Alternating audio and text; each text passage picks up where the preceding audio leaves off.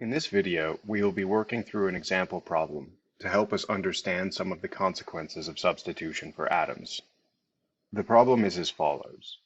Show that if a table for a formula entered from components not necessarily prime has all f's, then the formula is not valid. Effectively, what the problem is saying is this.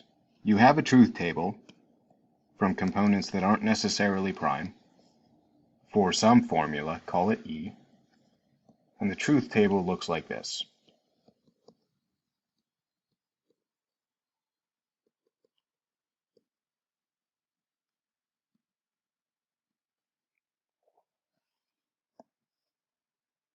And our job is to show that E is not valid. But we can't do this directly because substitution for atoms only tells us that if E were to have all trues, then E would be valid. It doesn't say anything directly about any other case.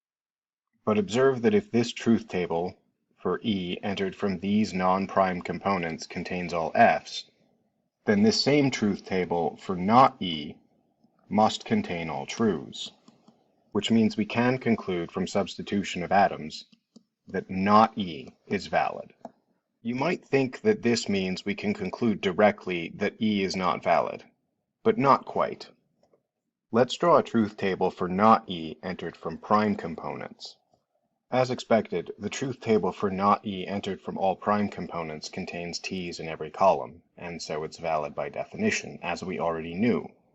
But this means we can then also write the truth table for E, since it's just the opposite of the truth table for not E, and from prime components we see that E has false in every column, making E not valid. And with that we're done.